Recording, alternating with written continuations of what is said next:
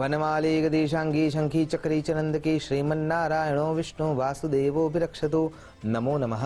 તમારા બધાનું સ્વાગત કરું છું આધ્યાત્મિક મહાશક્તિમાં। શું ખરા અર્થમાં નક્ષત્રો આપણા જીવન પર પ્રભાવિત કરનારા હોય છે ખરા? અને આટલા દૂર હોવા છતાંય આ નક્ષત્રો ખરા અર્થમાં આપણને કેવી રીતે અસર કરતા હશે? અસર તો કરે જ છે।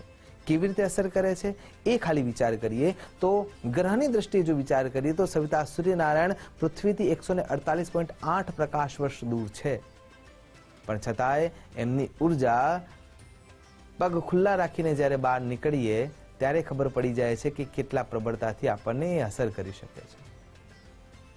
તો આટલા દૂર હોવા છતાંય જેમનું પહેલું કિરણ પૃથ્વી પર આવતા 8 મિનિટ અને 20 સેકન્ડ લાગતી હોય છે, છતાં પણ આટલા દૂર છે તો પણ આપણને આટલા પ્રબળતાથી અસર કરી શકે છે। એ જ રીતે નક્ષત્રો પણ આપણને અસર કરે છે।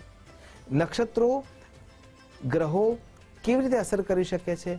આ પૃથ્વી પંચમહાભૂતોનું બનેલું એલિમેન્ટ્સ છે અને એ જ એલિમેન્ટ્સ આપણા શરીરમાં છે। એટલા માટે શાસ્ત્ર એમ કહે છે કે યથા પિંડે તથા બ્રહ્માંડે, જે આપણા શરીરમાં છે તે જ બ્રહ્માંડમાં છે। અને જે સૃષ્ટિમાં જે નાનામાં નાનો કણ છે એ પણ આપણને અસર કરનાર બને જ છે। આકાશમાં પણ જે ઘટના ઘટિત થઈ રહી છે, ગ્રહો નક્ષત્રોની સ્થિતિ બદલાઈ રહી છે, એ તમામ આપણને ખૂબ જ સરળતાથી અને સટીકતાથી અસર કરે છે અને કરે જ છે। પણ એને અસર કરતા હોવાના કારણે થઈને આપણા જીવનમાં કેટલાક પરિવર્તનો આવે છે, નવા સંકલ્પો આપણને આવે છે જ્યારે આપણા મન પર ચંદ્ર મહારાજની અસર હોય છે। અને એમાં પણ જ્યારે ચંદ્ર મહારાજ જે તે નક્ષત્રના સ્વામી રૂપે જ્યારે હોય છે, જેમ કે અશ્વિની નક્ષત્ર છે તો એમાં ચંદ્ર મહારાજ જ્યારે પ્રવેશ કરે છે ત્યારે તમને ઉત્તમ વિચારો મળશે। અને થોડા સમય પછી જ્યારે ચંદ્ર મહારાજની સ્થિતિ બદલાય છે, મંગળ દેવતાની સ્થિતિ અથવા રાહુની સ્થિતિ અંદર જ્યારે પ્રવેશ થાય છે અને આપણા વિચારો બદલાય છે, તો આ રીતે નક્ષત્રો આપણને અસર કરે છે।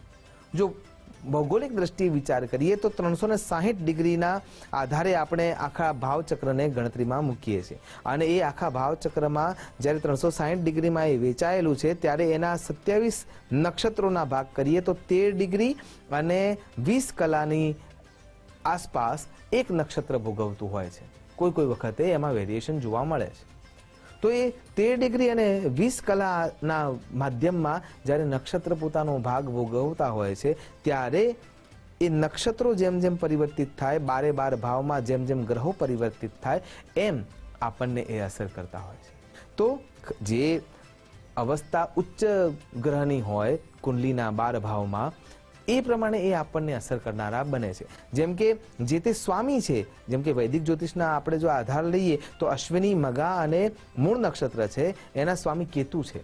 અને જ્યારે આ નક્ષત્ર ચાલી રહ્યા હોય અને એમાં કેતુ મહારાજ પરિભ્રમિત થતા હોય ત્યારે સંપૂર્ણ રીતે આપણને અલગ પ્રકારના વિચારો આવે, જેના અંદર શારીરિક સૌષ્ઠવ વધારવાના વિચારો આવશે, નવો ઉપક્રમ એટલે સાહસ કરવાના વિચારો આવશે, નવો બિઝનેસ કરવાના વિચારો આવશે, નવી પ્રવૃત્તિના અંદર જોડાવાના વિચાર આવશે, સામાજિક ચેતના જગાડવા માટેના પણ વિચાર આવી શકે છે।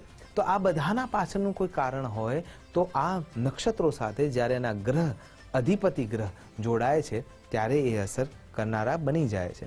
એ રીતે જો વિચાર કરીએ તો ભરણી, પૂર્વા ફાલ્ગુની અને પૂર્વાષાઢા જેના અધિપતિ દેવ શુક્ર મહારાજ છે, અને જ્યારે એ પરિભ્રમિત થતા હોય છે ત્યારે આપણને સુખ મેળવવાની ઈચ્છા થાય છે, તમામ પ્રકારની લેવિસનેસ પ્રાપ્ત કરવાની ઈચ્છા થાય છે, વિચાર આવે છે કે મારે હવે મોટી ગાડી લેવી છે, એના માટે કયું કાર્ય કરવું પડશે, કેવી રીતે કાર્ય કરવું પડશે, એના માટેના પ્લાનિંગ આપણા મનમાં આવવાની શરૂઆત થાય, કેમ કે શુક્ર મહારાજની સ્થિતિ આપણને અસર કરવાવાળી થઈ જાય છે।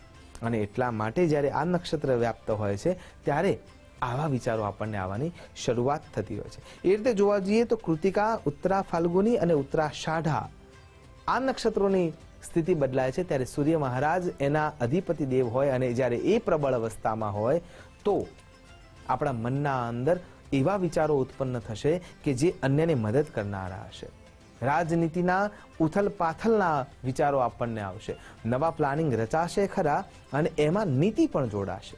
રોહિણી, હસ્ત અને શ્રવણ નક્ષત્ર જ્યારે ચાલતા હોય અને જો ચંદ્ર મહારાજ એના સ્વામી રૂપે પરિભ્રમિત થતા હોય તો પણ જે ઉત્પન્ન થનાર સંતાન છે એ દિવ્ય હોય છે। એટલા માટે શાસ્ત્રોમાં દરેક ક્રિયા પાછળ ચોક્કસ સમય નક્કી કરવામાં આવે છે. તો આગળ મૃગશીર્ષ, ચિત્રા અને ધનિષ્ઠા જે નક્ષત્ર છે અને મંગળદેવ જેના અધિપતિ રૂપમાં જ્યારે વ્યાપ્ત થાય છે ત્યારે તમારામાં ઉત્તમ વિચારો તો અવતરશે જ, પણ સાથે સાથે એ વિચારોને લક્ષ્ય સુધી પહોંચાડવા માટે જે કર્મઠતા જોઈએ એ પણ તમારામાં ઉતરતી જશે. એનાથી આગળ જો વિચાર કરીએ તો આદ્રા, સ્વાતિ અને સદવિશા નક્ષત્ર હોય જેના સ્વામી રાહુ મહારાજ છે, એ સમય જ્યારે પ્રબળતાથી વહી રહ્યો હોય ત્યારે તમારા અંદર સાહસ વૃત્તિ જાગવાની શરૂઆત થશે. આળસને તમે છોડવાના વિચાર કરશો. સાથે તમને એવો વિચાર આવશે કે નવા ઉપક્રમો જે મેં આચર્યા છે, જે વિચાર્યા છે, અને જો વૃદ્ધાવસ્થા આવી ગઈ છે તો તમે તમારા પૈસાને સુયોગ્ય રૂપે નિવેશ કરવાનો વિચાર કરશો અથવા નવો બિઝનેસ શરૂ કરશો કે જે તમને રુચિકર હતો. તમારા મનમાં જે વિચારો હતા કે હું ભવિષ્યમાં આમ કરીશ એની તમે શરૂઆત કરશો. જો આગળ વિચાર કરો તો પુનર્વસુ, વિશાખા અને પૂર્વા ભાદ્રપદા નક્ષત્ર ચાલી રહ્યા હોય અને એના સ્વામી ગુરુ છે અને એનો જો સુબક સમન્વય મળતો હોય તો તમે નીતિશાસ્ત્રના લોજિકલી વિચારો સાથે આગળ વધવાનો વિચાર કરશો. અને આગળ જો અભ્યાસગત યુવાન અવસ્થામાં છો તો અભ્યાસગત વિચારો તમારા જે છે એ પ્રબળ થશે. તમે જે સમયને વેડફી રહ્યા હતા એની જગ્યાએનો પ્લાનિંગ કરવાની શરૂઆત કરશો. તો આ ગુરુ મહારાજ તરફથી મળતું નક્ષત્રો સાથે જોડાણનું પરિણામ આવશે. એ રીતે જો આગળ વિચાર કરીએ તો પુષ્ય, અનુરાધા અને ઉત્તરા ભાદ્રપદા જેના સ્વામી શનિ મહારાજ છે અને જ્યારે શનિ મહારાજ એના સાથે જોડાય છે ત્યારે ન્યાય અને નીતિ સાથે જોડાયેલા જે કાર્યો કરવાવાળા વ્યક્તિઓ છે એમના માટે સમય ઘણી વખતે અઘરો સાબિત થાય છે બીજા ગ્રહોના આધારે, અને અન્ય લોકો જેને એ સમયે લાભ મળવાનો છે એના અન્ય ગ્રહોના આધારે પણ એમને લાભ મળતો હોય છે. તેનાથી આગળ જો વિચાર કરીએ તો આશ્લેષા, જ્યેષ્ઠા અને રેવતી આના સ્વામી જે બુધ છે જ્યારે એ એના સાથે જોડાય છે ત્યારે તમે પ્રબળ વ્યક્તિને મદદ કરવા માટે જોડાઈ જશો. જે નિર્બળ છે એના આગળ ધૃણાનો વિચાર કરશો. એ એના કર્મોના આધારે નિર્બળ છે એવા વિચારો તમારામાં આવવાની શરૂઆત થશે. અને જે સેલ્સ સાથે જોડાયેલા છે એ વ્યક્તિઓની ઉર્જા અચાનક વધી જશે.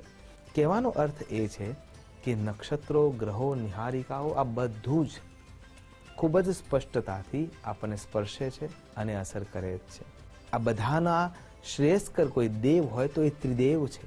અને ત્રિદેવ એટલે એનાથી આગળ જો વિચાર કરીએ તો પંચાયતન દેવ.